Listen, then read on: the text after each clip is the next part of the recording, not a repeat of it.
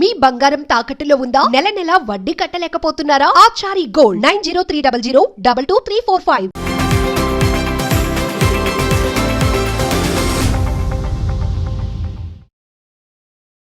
నమస్తే, welcome to magnet TV. నేను ఆదిత్య. సింగయ్య మృతితో ఆంధ్రప్రదేశ్ రాజకీయాలు ఒక మండే అగ్నిగోళంలా కనిపిస్తూ ఉన్నాయి. ఒక వర్గం నుంచి ఆయన జగన్ కాన్వాయ్ కింద పడి చనిపోయారు అంటూ ఒక వర్షన్, కాదు ఇది కంప్లీట్గా ఏఐ ద్వారా చిత్రీకరించిందంటూ మరో వర్గం. మరి దీని గురించి పూర్తి వివరాలు తెలుసుకునే ప్రయత్నం చేద్దాం. ప్రస్తుతానికి మనతో పాటు స్టూడియోలో ఉన్నారు ప్రముఖ సీనియర్ జర్నలిస్ట్ అండ్ అనలిస్ట్ మహర్షి గారు. సార్తో మాట్లాడి మరిన్ని విషయాలు తెలుసుకుందాం. సార్ నమస్కారం. సార్ నమస్తే ఆదిత్య. సార్, సింగయ్య మృతి అనేది ఇప్పుడు ఆంధ్రప్రదేశ్ రాజకీయాల్లో ఒక బర్నింగ్ ఇష్యూలా కనిపిస్తుంది. రెండు వర్గాల నుంచి రెండు వర్షన్లు. అసలు జగన్ కాన్వాయ్ కాదని ఒక వర్గం, ఏ అని ఇంకో వర్గం. అంటే ఎలా చూడొచ్చు అసలు దీన్ని? ఏం జరిగి ఉండొచ్చు అసలు? ఈ మొత్తం ఎపిసోడ్ అంతా ఒకసారి మనం గమనిస్తే అది ఏఐ కాదా, రాజకీయం కాదా, అవన్నీ పక్కన పెడితే మనము సింగయ్య చనిపోయిన మాట వాస్తవం. ఆ మొత్తం ఆ పర్యటనలో వైసీపీ అభిమాని అయిన సింగయ్య ఆ ప్రమాదంలో చనిపోయాడు. అది జగన్ గారి కారు కిందే పడి చనిపోయాడా లేదా వేరే వాహనం గుద్ది చనిపోయాడా? ఇప్పుడు మనకు కనిపిస్తున్న వీడియో అది ఏఐయా, అది ఒరిజినల్లా? ఈ కన్ఫ్యూజన్స్ అన్నీ ఉన్నాయి. బేసిక్గా ఏమిటంటే, ఒక మనిషి ప్రాణానికి మనం, అది పెద్ద ముఖ్యమంత్రి అయినా లేకపోతే రాష్ట్రపతి అయినా, ఈ అమెరికా అధ్యక్షుడైనా, ఒక బిచ్చగాడైనా, వీళ్ళందరూ కూడా మనుషులు కదా. హోదాలు వేరే ఉండొచ్చు, అధికారాలు వేరే ఉండొచ్చు, కానీ ఒక మనిషి ప్రాణం అలా పోకూడదు. దానికి ఎవరైనా సరే బాధపడాల్సింది. ఈ రెండిట్లో ఏమిటంటే, ప్రభుత్వ వైఫల్యము ఉంది, వైసీపీ అతి ఉత్సాహము ఉంది దీంట్లో. ఫస్ట్ మీరు అడిగిన క్వశ్చన్కి సమాధానం చెప్తా.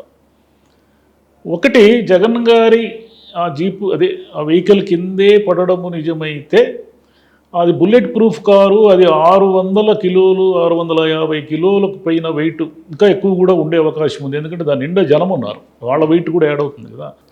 ఇంతమంది ఉన్న ఒక జీపు కింద పడిన వ్యక్తి మళ్ళీ నార్మల్గా అంబులెన్సులు ఎక్కి అలా సాధ్యం కాదు, శరీరం ఛిద్రం అయిపోతుంది అనేది ఒక వర్షను.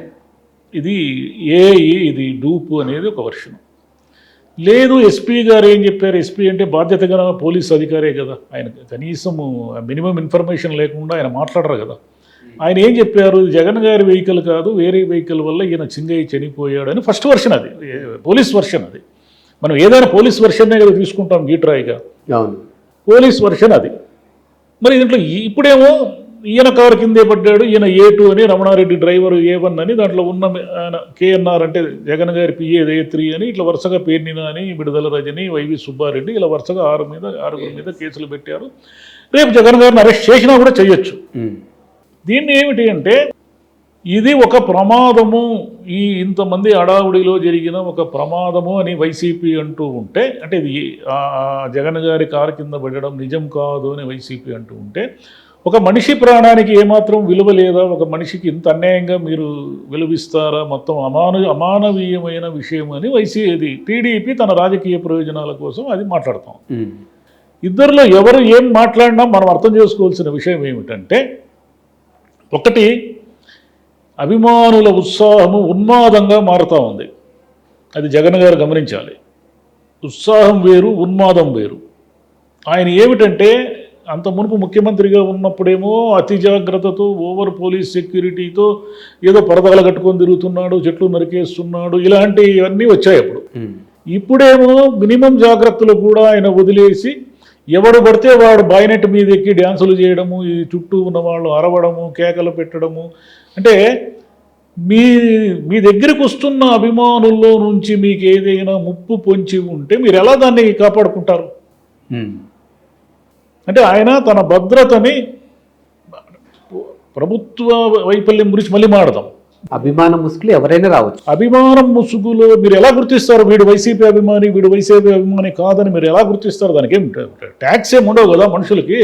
వైసీపీ జెండా పట్టుకున్నంత మాత్రాన వైసీపీ అభిమానిని ఎలా గుర్తిస్తారు? ఎగ్జాక్ట్లీ. జగన్ గారు ఉనికి అనేది అత్యంత ప్రమాదకరం ఎవరికి? రాజకీయాల్లో ఉన్న అనేక మందికి.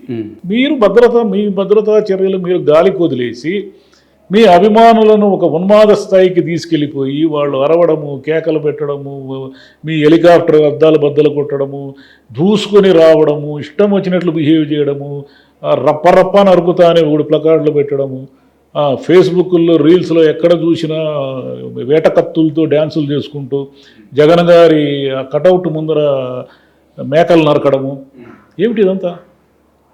అంటే మీరు ఒక ఉన్మాద గుంపును, వైసీపీ అభిమానుల పేరుతో ఒక ఉన్మాద గుంపును తయారు చేయబోతున్నారా? అదే కదా అనుకుంటారు ఎవరైనా.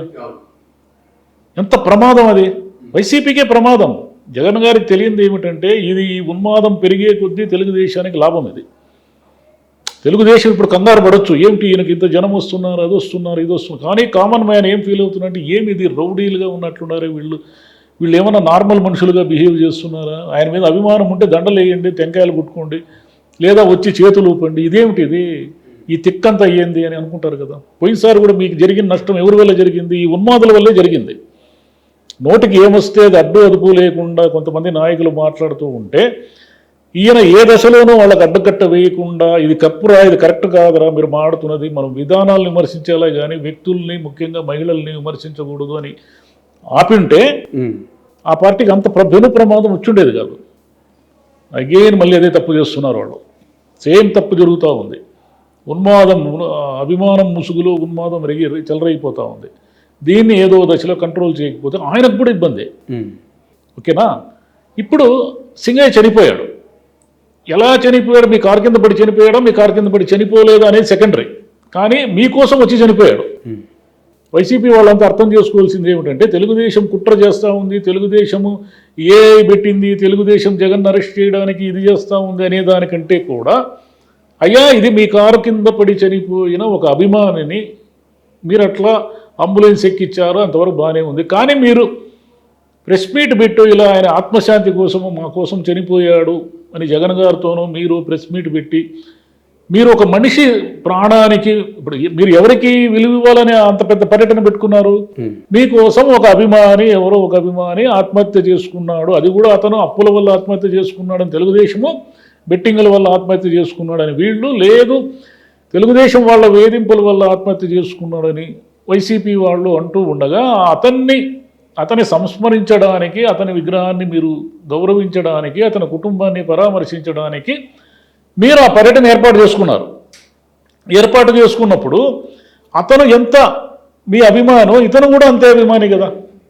మరి ఈ ప్రాణానికి ఎక్కడ విలువిచ్చారు? దీన్ని రాజకీయం చేస్తున్నారు. ఈ ప్రాణాన్ని మీరు ఎక్కడ గౌరవించారు? ఈ గోలంతా అయిన తర్వాత ఇప్పుడు సింగయ్య అంటున్నారు. కానీ ద నెక్స్ట్ అవరే అయ్యో ఇట్లా పొరపాటు జరిగింది, దీనికి భద్రతా వైఫల్యాలే కారణము, కనీస భద్రత కూడా పోలీసులు కల్పించలేకపోవడం వల్ల ఇలాంటి అన్యాయం జరిగింది అని వైసీపీకి సంబంధించిన నాయకులు కానీ జగన్ గారు కానీ రెస్పాండ్ కాకపోవడం దీంట్లో తప్పు.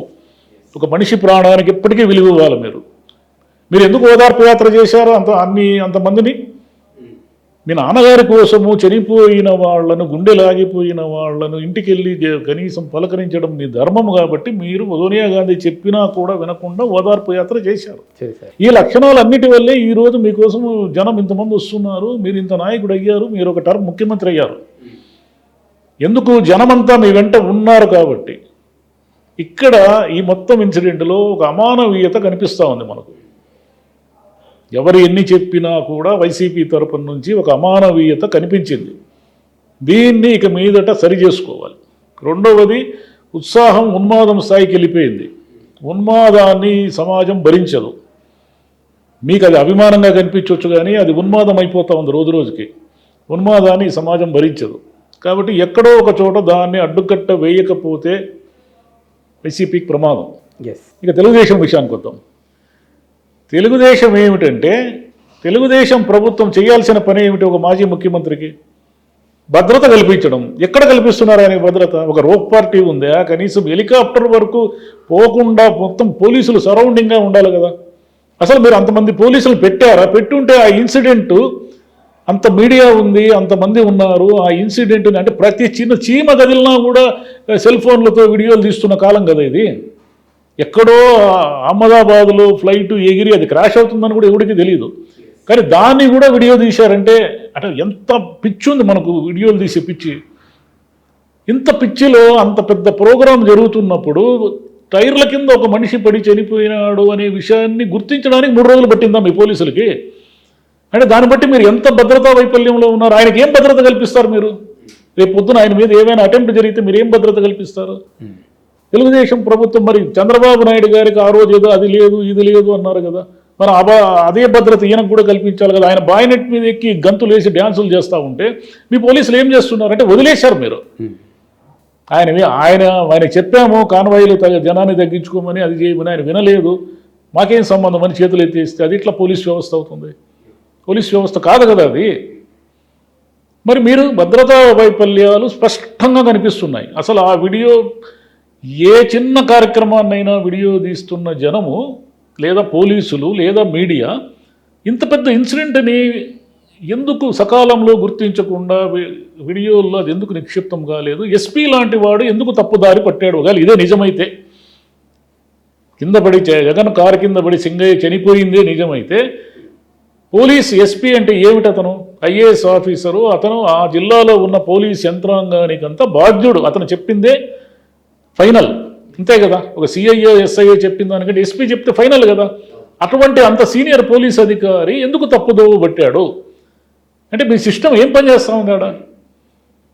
తెలుగుదేశం వాళ్ళు అర్థం చేసుకోవాల్సింది ఏమిటంటే, ఆయన్ని కంట్రోల్ చేసి ఆయనకి జనం రాకుండా చేసి ప్రతిపక్ష నేత విఫలమయ్యాడు అనే పిక్చర్ నుంచి వాళ్ళు నార్మల్గా ఉండుంటే, నార్మల్గా అయ్యా నువ్వు తిరుక్కోపో, మీ కార్యకర్తను పరామర్శించుకోపో, మేము ఇట్లా ఈ మేరకు పోలీస్ బందోబస్తు కల్పిస్తామని మామూలుగా ఆ సిచ్యువేషన్ని డీల్ చేసి ఉంటే అసలు ఈ సమస్య రాదు, ఇంతమంది జనమే రారు.